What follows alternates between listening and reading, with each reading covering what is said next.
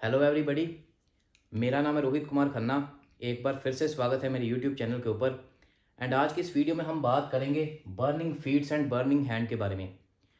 अगर आप medical line से रिलेटेड रखते हो तो आपने देखा होगा कि बहुत बार बहुत सारे पेशेंट्स को उनके पैरों में जलन होने लगती है, हाथों में जलन होने लगती है, नमनेस की प्रॉब्लम आती है, टिंगलिंग की प्रॉब्लम आती है। सो उसी के बारे में अगर बात करेंगे कि जब पैरों के तलवों में जलन होती है, हाथों के अंदर वाली साइड पे जलन होती है, उसका कैसे ट्रीटमेंट करा जाता है, कौन से ड्रग्स का इस्तेमाल करा जाता है, क्या रीजंस होते हैं, कैसे उसको डायग्नोस करा जाता है, ए टू जेड मैं आज के लेक्चर में आपको सारी इन्फॉर्मेशन दूंगा।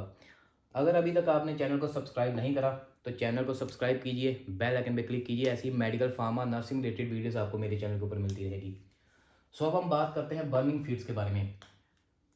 बर्निंग फीट्स जो पैर होते हैं उनमें ज़्यादा जलन होती है एज कंपेरिजन टू हैंड्स। जो आपके हाथ होते हैं तो पैरों में ज़्यादा जलन होती है। अगर इसके इसके बारे में हम बात करें तो जो पैरों के तलवे होते हैं, जो पैरों के नीचे वाला एरिया होता है, वहाँ पे बहुत ज़्यादा जलन होती है, नमनेस की प्रॉब्लम आ जाती है। नमनेस मतलब आपको ऐसा लगेगा कि आपके जो पैर हैं वो सुन्न पड़ गए हैं। आपको ऐसा लगेगा कि आपकी बॉडी के साथ वो पैर हैं ही नहीं। इसके अलावा बर्निंग सेंसेशंस, बहुत ज़्यादा जलन होगी आपके पैरों के नीचे, हाथों के अंदर वाली साइड पे। टिंगलिंग, झंझनाहट होगी पैरों के नीचे। इसके अलावा आपको ऐसा भी लगेगा कई बार कि आपके पैरों के नीचे कोई नीडल चुभा रहा है। बर्निंग फीट्स को हम न्यूरोपैथिक पेन के नाम से भी जानते हैं। न्यूरोपैथिक पेन के नाम से इसलिए इसको जाना जाता है क्योंकि ये जो बर्निंग फीट है ये नर्व्स डैमेज की वजह से भी होते हैं, इसलिए इसको न्यूरोपैथिक पेन भी बोला जाता है। वो हम आगे आगे बात करेंगे। अगर हम इसके रीजंस के बारे में बात करें, क्या क्या इसके रीजंस होते हैं बर्निंग फीट्स के, तो जो सबसे पहला मेजर रीज़न है वो है न्यूरॉन डैमेज। न्यूरॉन डैमेज मतलब जो आपके पैर के, आपके हाथों के न्यूरॉन्स हैं वो डैमेज हो चुके हैं, इसलिए आपको बर्निंग सेंसेशंस की प्रॉब्लम आ रही है। Peripheral neuropathy. पेरिफेरल न्यूरोपैथी मतलब जो ब्लड फ्लो है आपके हाथों में, आपके पैरों में, वो प्रॉपर नहीं हो रहा, जिसकी वजह से आपको बर्निंग सेंसेशंस हो रही हैं, बर्निंग फीट की प्रॉब्लम आ रही है। डायबिटिक न्यूरोपैथी, जब लंबे समय से किसी को डायबिटीज़ हो जाती है, वो लंबे समय से एंटी डायबिटिक मेडिसिन की कंजप्शन करता है, उसकी वजह से उसको डायबिटिक न्यूरोपैथी हो जाती है। मतलब उसकी नर्व्स डैमेज होनी शुरू हो जाती हैं, नर्व्स में प्रॉब्लम आ जाती है, जिसकी वजह से बर्निंग फीट्स की प्रॉब्लम आती है। विटामिन की डेफिशिएंसी। विटामिन की डेफिशिएंसी मेजरली अगर हम बात करें तो vitamin B complex and vitamin B 12 की जब डेफिशिएंसी हो जाती है तब भी ये प्रॉब्लम आती है। इसके अलावा साथ ही हम बात कर लेते हैं फोलेट डेफिशिएंसी। फोलेट की जब डेफिशिएंसी हो जाती है तो तब भी ये प्रॉब्लम आती है। एज वेल एज अगर आपको न्यूट्रिशनल डेफिशिएंसी है तो तब भी मतलब आपका जो न्यूट्रिशन है वो अच्छा नहीं है, तब भी आपको ये प्रॉब्लम आ सकती है। इसके अलावा हाइपोथायरॉयडिज्म, मतलब जो आपका थायराइड ग्लैंड है वो अंडर एक्टिव है, वो सही से काम नहीं कर रहा, उस कंडीशन में भी ये प्रॉब्लम आ जाती है। लंग्स में जब इन्फेक्शन हो जाता है या फिर किसी को किडनी डिजीज़ है तब भी ये प्रॉब्लम आ जाती है। इसके अलावा किसी भी मेडिसिन का साइड इफ़ेक्ट अगर हो जाता है तो तब भी आपको बर्निंग फीट की प्रॉब्लम आ सकती है, बर्निंग सेंसेशन हो सकती है हाथों पैरों में। मेजरली अगर हम बात करें, जो HIV के पेशेंट्स होते हैं, HIV एड्स के जो पेशेंट होते हैं, उनकी जो मेडिसिन चलती है उनके साइड इफ़ेक्ट की वजह से बर्निंग सेंसेशंस की, बर्निंग फीट की बहुत ज़्यादा प्रॉब्लम आती है। जब ब्लड वेसल्स में प्रॉब्लम आ जाती है, ब्लड अच्छे से फ्लो नहीं कर पाता, तब भी ये प्रॉब्लम आती है। ये इसके सारे के सारे मेजर रीज़न हैं। जो मेन मेजर रीज़न, जो सबसे जो मैक्सिमम केसेस में क्या देखा गया है, विटामिन की डेफिशिएंसी, मेनली विटामिन बी 12 की deficiency and diabetic neuropathy, peripheral neuropathy, neuron damage, ये इसके मेजर रीज़न है बर्निंग फीट्स के। डायग्नोज कैसे करा जाता है? डायग्नोज की बात करें तो सबसे पहले पेशेंट की प्रीवियस हिस्ट्री देखी जाती है। प्रीवियस हिस्ट्री मतलब उसको कोई पहले से डिजीज़ तो नहीं थी, वो पिछले लंबे समय से कोई मेडिसिन तो नहीं कंज्यूम कर रहा, तो प्रीवियस हिस्ट्री सबसे पहले देखी जाती है। इसके अलावा उसको फिजिकली एग्जामिन करा जाता है। फिजिकली एग्जामिन में उसके साइन एंड सिम्टम्स देखे जाते हैं, उसको कैसे साइन एंड सिम्टम है।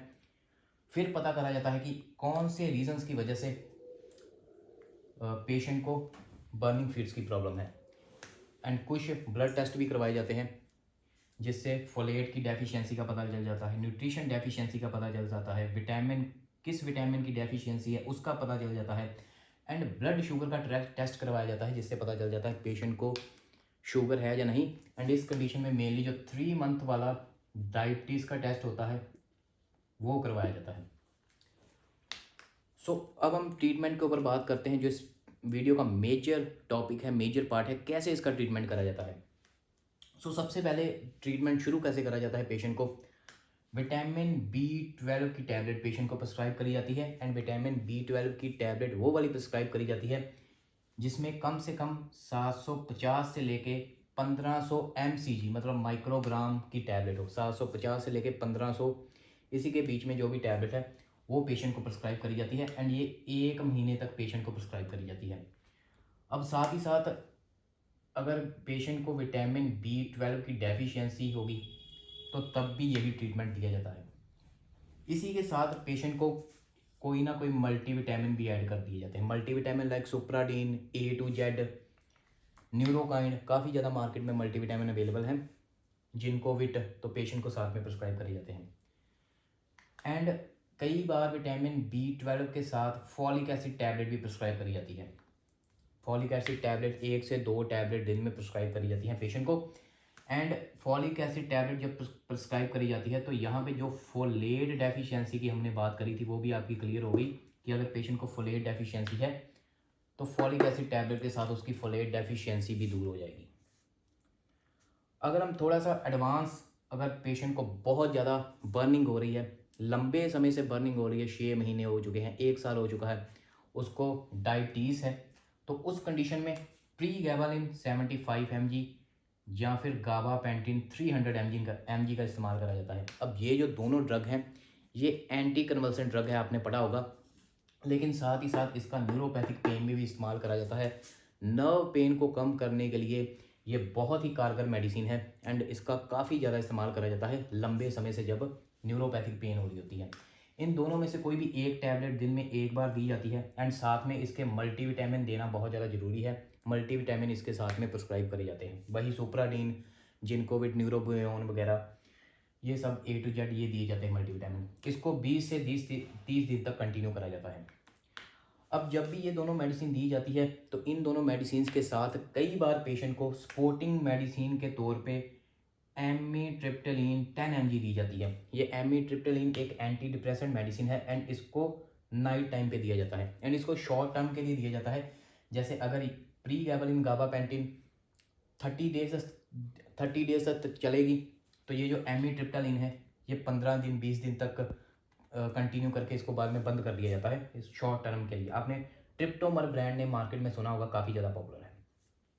ये ट्रीटमेंट आगे अगर हम बात करें, अगर पेशेंट को कोई भी डिसऑर्डर नहीं निकलता, कोई भी उसको डायबिटीज़ नहीं है, पेरिफेरल न्यूरोपैथी नहीं है या फिर किसी भी विटामिन की कमी नहीं है, उस कंडीशन में पेशेंट का ट्रीटमेंट कैसे करा जाता है विदाउट एनी डिसऑर्डर।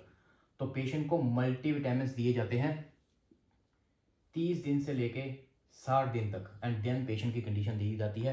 तो मल्टीविटामिन वही सुप्राडीन, A to Z, Neurokind, gold, RF वगैरह ये मल्टीविटामिन दिए जाते हैं। इससे पेशेंट को काफ़ी ज़्यादा रिलीफ मिल जाता है अगर पेशेंट को कोई भी लंबा डिसऑर्डर नहीं है।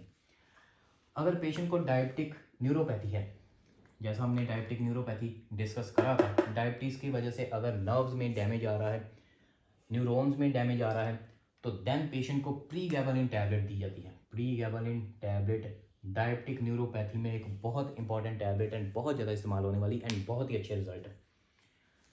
साथ में इसके मल्टीविटामिन देना बहुत ज़्यादा ज़रूरी है, और या फिर मल्टीविटामिन नहीं अगर कई बार डॉक्टर देते तो B12 सप्लीमेंटेशन देते हैं, B कॉम्प्लेक्स एंड B12 का कॉम्बिनेशन डायबिटिक न्यूरोपैथी में। अब नेक्स्ट हम बात करते हैं, अगर किसी मेडिसिन का साइड इफेक्ट हो चुका है या फिर ओवरडोज कोई मेडिसिन इस्तेमाल कर ली है, तो सबसे पहले आप सभी को पता कि एंटीडोट देना बहुत ज़्यादा ज़रूरी है। एंटीडोट उस मेडिसिन का जो भी एंटीडोट होता है वो देना बहुत ज़्यादा ज़रूरी है। कोई मेडिसिन एलर्जी कर गई है तो एंटी एलर्जिक मेडिसिन देनी बहुत ज़्यादा ज़रूरी है। इसके बाद कॉम्बिनेशन दिया जाता है टैबलेट का, विटामिन B12 मतलब विटामिन B12 दी जाती है टैबलेट, साथ में मल्टीविटामिन दिया जाता है, साथ में प्रीगैबालिन दिया जाता है। इसको 15 दिन से लेके 30 दिन तक कंटिन्यू करा जाता है।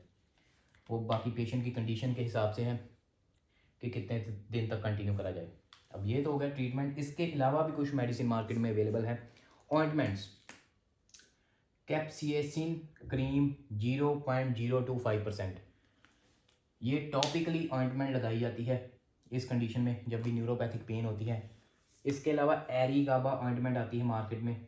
इसके अलावा प्रीलॉक्स क्रीम आती है। प्रीलॉक्स क्रीम में लिग्नोकेन होता है एंड प्रीलोकेन होता है। एंड ये जो प्रीलॉक्स क्रीम है ये दिन में 2 से 3 बार लगाई जा सकती है एंड टॉपिकली इसको लगाया जाता है, काफ़ी अच्छे रिजल्ट देती है ये। अब कुछ और टैबलेट मार्केट में कैप्सूल भी अवेलेबल हैं। उसमें जैसे सबसे पहले आपका आ जाता है मीकोनव प्लस। ये जो मीकोनव प्लस है ये मेजरली डायबिटिक न्यूरोपैथी वाले पेशेंट में इस्तेमाल करा जाता है। इसमें आपको मीकोबालामिन मिल जाएगा, अल्फा लिपोइक एसिड मिल जाएगा एंड विटामिन मिल जाएंगे। ये एक टैबलेट एक दिन में प्रिस्क्राइब करी जाती है, ठीक है। जो नेक्स्ट है हमारी वो है हमारी ऑप्टीन्यूरोन टैबलेट। इसमें vitamin B complex and vitamin B12 होता है। ये कुछ मैं आपको ब्रांड नेम बता रहा हूँ जो पॉपुलर ब्रांड नेम मार्केट में चलते हैं। ये भी एक टैबलेट एक दिन में दी जाती है। नेक्स्ट है हमारी रेजनर प्लस टैबलेट। इसमें प्रीगैबालिन, नॉर्ट्रिप्टलिन एंड मीकोबालामिन का कॉम्बिनेशन होता है। ये भी काफ़ी ज़्यादा इस्तेमाल करी जाती है। ये जो कॉम्बिनेशन मैं आपको बता रहा हूँ इसका मेजर फोकस इस पे है कि आपको अलग अलग मेडिसिन पेशेंट को नहीं देनी पड़े कि प्रीगैबालिन अलग से दें, नॉर्ट्रिप्टलिन अलग से, मीकोबालामिन अलग से दें। सो एक ही मेडिसिन रेजनर प्लस आप दे सकते हो। नेक्स्ट हम कुछ इंजेक्शंस के बारे में बात कर रहे हैं। अगर कंडीशन काफ़ी ज़्यादा सीवियर हो जाती है तो इंजेक्शंस का भी इस्तेमाल करा जाता है। जैसे न्यूरोबियोन फोर्ट RF इंजेक्शन आता है जिसमें मीकोबालामिन, पायरिडॉक्सिन एंड निकोटिनामाइड होता है। मेजर इसमें ध्यान देने वाली बात यह है कि एक वीक में सिर्फ एक ही इंजेक्शन पेशेंट को इंजेक्ट करा जाता है, IM इंट्रामस्कुलर या फिर IV। और यहाँ पे भी ध्यान देने वाली बात यह है कि जब भी इसको IV दिया जाता है तो डाइल्यूट करके दिया जाता है, सीधा IV इसको नहीं दिया जाता। किसी ना किसी डाइल्यूशन में इसको NSRL में या फिर DNS में डाइल्यूट करके दिया जाता है। वो पेशेंट के ऊपर डिपेंड है, वो डायबिटिक तो नहीं है, तो उस कंडीशन से डाइल्यूशन चूज़ करी जाती है। नेक्स्ट है Neurokine gold injection. Neurokine gold injection में भी मीकोबालामिन, पायरिडॉक्सिन एंड निकोटिनामाइड होता है एंड ये भी दिन में एक वीक में एक इंजेक्शन इस्तेमाल करा जाता है। सो ये है आपका पूरा का पूरा ट्रीटमेंट बर्निंग फीट्स का, बर्निंग सेंसेशन का, जब नमनेस आती है पैरों में, न्यूरोपैथिक पेन का। आई होप कि आपको मेरी वीडियो अच्छी लगी होगी। ऐसी प्रैक्टिकल मार्केट बेस्ड वीडियो मिलती रहेंगी। चैनल को करें आप सब्सक्राइब, बेल आइकन पे क्लिक करें, वीडियो को लाइक करें, अपने दोस्तों के साथ शेयर करें। Medical pharma nursing related videos देखने के लिए चैनल को सब्सक्राइब करें। आप मेरे को मेरे इंस्टाग्राम रोहित कुमार हेल्थ के ऊपर जरूर फॉलो कीजिए। Thank you so much.